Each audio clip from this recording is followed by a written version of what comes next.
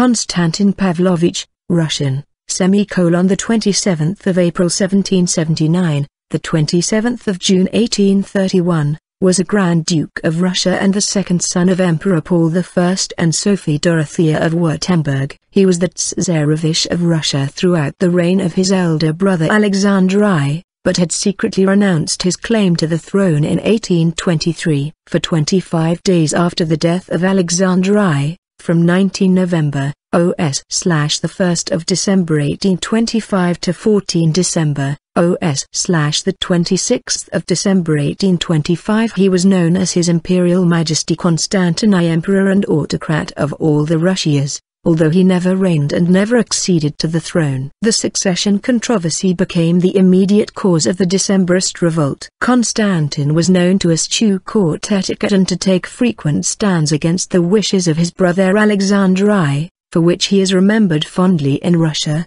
but in his capacity as the commander-in-chief and de facto viceroy of Congress Poland he is remembered as a ruthless ruler. Konstantin was born at Zarsko Selo on the 27th of April 1779, the second son of the Tsesarevich Paul Petrovich and his wife Maria Fyodorovna, daughter of Friedrich II Eugen, Duke of Württemberg. Of all Paul's children, Konstantin most closely resembled his father both physically and mentally. He was named by Catherine the Great after Constantine the Great, the founder of the Eastern Roman Empire. A medal with antique figures was struck to commemorate his birth. It bears the inscription "Back to Byzantium," which clearly alludes to Catherine's Greek plan. According to the British ambassador James Harris, Prince Potemkin's mind is constantly taken up with the idea of creating an empire in the East.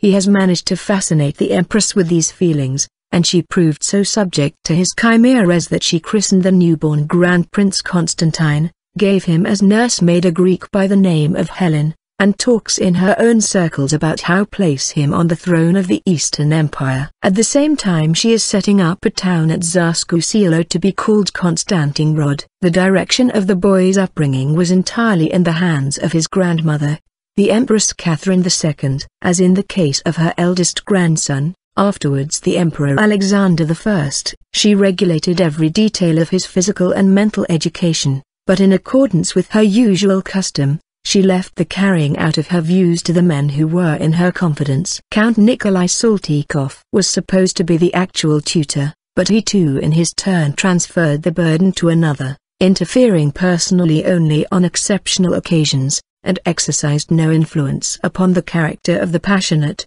restless and headstrong boy. The only person who exerted a responsible influence was Caesar Laharpe, who was tutor-in-chief from 1783 to May 1795 and educated both the Empress's grandsons. Catherine arranged Konstantin's marriage as she had Alexander's. Julian of Saxe-Coburg-Saalfeld, 14, and Konstantin, 16, were married on the 26th of February 1796. Julian was unhappy in the marriage, and separated from Konstantin in 1799. She went back permanently to her German home in 1801. An attempt by Konstantin in 1814 to win her back broke down in the face of her firm opposition. Napoleonic Wars. During this time, Konstantin's first campaign took place under the leadership of Suvorov. The Battle of Barsignano was lost by Konstantin's fault, but at Novaya he distinguished himself by personal bravery, so that the Emperor Paul bestowed on him the title of Tsesarevich,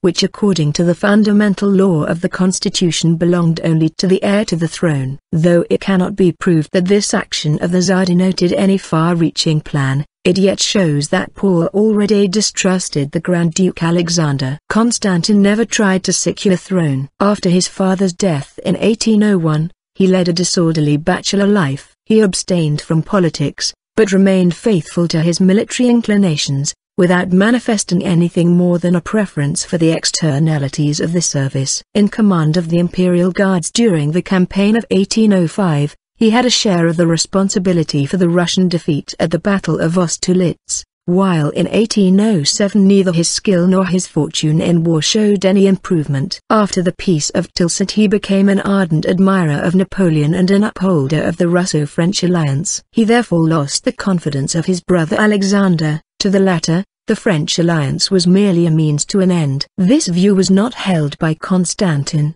Even in 1812, after the fall of Moscow, he pressed for a speedy conclusion of peace with Napoleon, and, like Field Marshal Kutuzov, he too opposed the policy which carried the war across the Russian frontier to victorious conclusion upon French soil.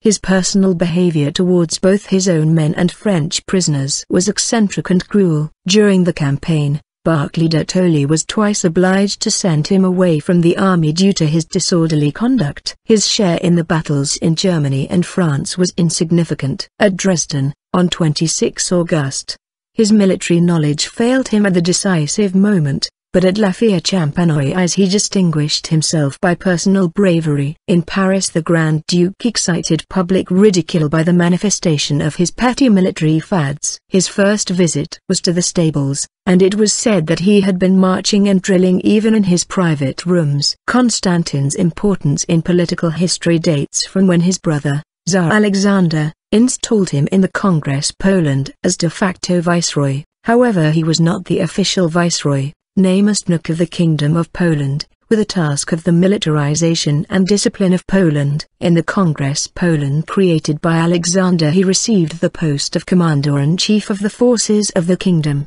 to which was added later, 1819, the command of the Lithuanian troops and of those of the Russian provinces that had formerly belonged to the Polish-Lithuanian Commonwealth, so-called Western Krai. Alexander's policies were liberal by the standards of Restoration Europe.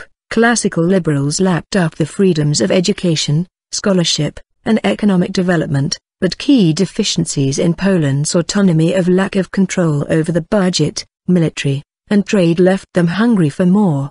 4-5, the Kali's opposition, led by the brothers Bonaventura and Winston Majewski, pressed for reforms including more independence for the judiciary. Alexander, calling their actions an abuse of liberty, suspended the Polish parliament, Sejm, for 5 years, and authorized Konstantin to maintain order in the kingdom by any means necessary. Into this scene of unrest entered Konstantin, attempting to execute his brother's mandate to silence dissent. His efforts to strengthen the secret police, Ochrana, and suppress the Polish patriotic movements led to popular discontent among his subjects. Konstantin also harassed the liberal opposition, replaced Poles with Russians on important posts in local administration and the army, and often insulted and assaulted his subordinates, which led to conflicts within the officer corps. The Sejm, until then mostly dominated by supporters of the personal union with Russia, saw his actions as disobedience of the very constitution of which he felt personally proud. This also led to him being mocked,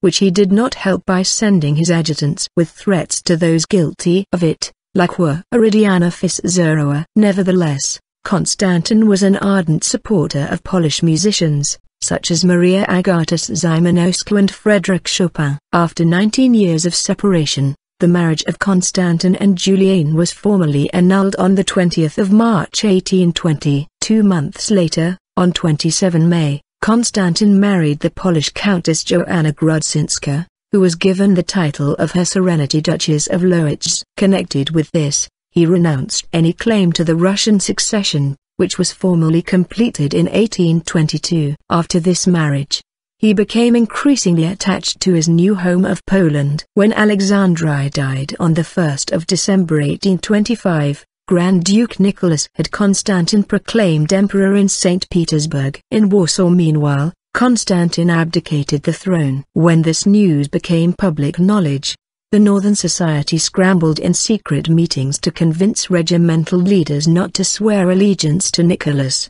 These efforts would culminate in the Decembrist revolt. Under the Emperor Nicholas I, Konstantin maintained his position in Poland. Differences soon arose between him and his brother, in consequence of the part taken by the Poles in the Decembrist conspiracy. Konstantin hindered the unveiling of the organized plotting for independence which had been going on in Poland for many years, and held obstinately to the belief that the army and the bureaucracy were loyally devoted to the Russian Empire. The Eastern policy of the Tsar and the Turkish War of 1828 and 1829 caused a fresh breach between them. It was due to the opposition of Konstantin that the Polish army took no part in this war. An assassination attempt was made on the life of Grand Duke Konstantin, which precipitated the November 1830 insurrection in Warsaw, the November Uprising. After the attempt on Konstantin's life, a secret court was set up to prosecute those who were responsible. It was learned that Nicholas had ordered the Grand Duke Konstantin to start an energetic investigation and court-martial the culprits. The committee at its session of 27 November decided irrevocably to start the revolution on the evening of the 29th,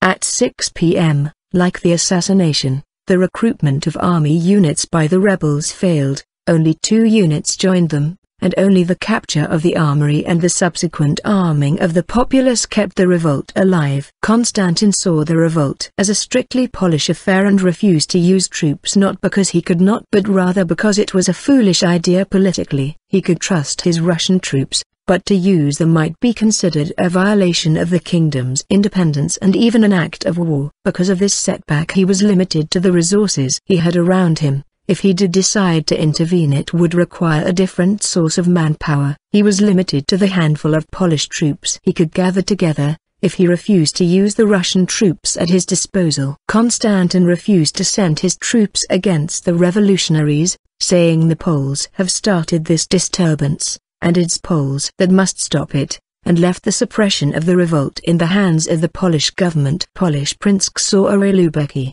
realizing that the insurgents had formed no government by midnight, assembled some members of the council and other prominent personalities on his own initiative. They decided to send a delegation to the Grand Duke, but when he stated again that he did not wish to intervene in any way, the committees decided to take matters into their own hands. Konstantin's involvement remained minimal. He showed considerable restraint in not wanting to use Russian troops to help put down the rebellion. The timid response that he gave them was that he would not attack the city of Warsaw without giving the city a 48-hour notice, that he would intercede between the emperor and the Polish kingdom, and finally not order any of the Lithuanian troops into Poland. What the Grand Duke was trying to accomplish was to remain neutral at all costs, and this led to a belief among his fellow Russians that he was more sensitive towards the Polish independence rather than Russian dominance.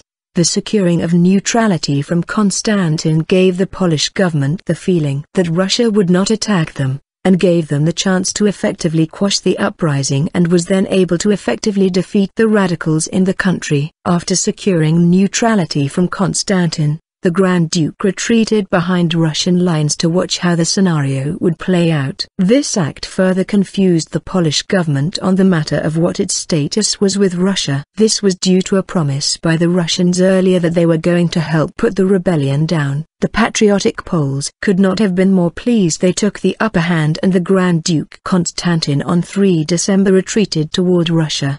He himself retreated behind Russian lines, but following the failure of the uprising expressed admiration for the valor of the Polish insurgents. The policy of neutrality at all costs has led to Konstantin being viewed 2 ways through the scope of history. Either he would be viewed by the Russian royal family as weak and a sympathizer to the Poles, or he would be seen as a seed for the idea of a soon-to-be independent Poland, though he was trying to effectively avoid a war. Death and legacy. Konstantin died of cholera in Vitebsk, now Belarus, on the 27th of June 1831. He did not live to see the suppression of the revolution. His frequent stands against the wishes of the imperial family were perceived in Russia as brave, even gallant, but in Poland, he was viewed as a tyrant, hated by the military and civilian population alike, and in Polish literature Konstantin is portrayed as a cruel despot.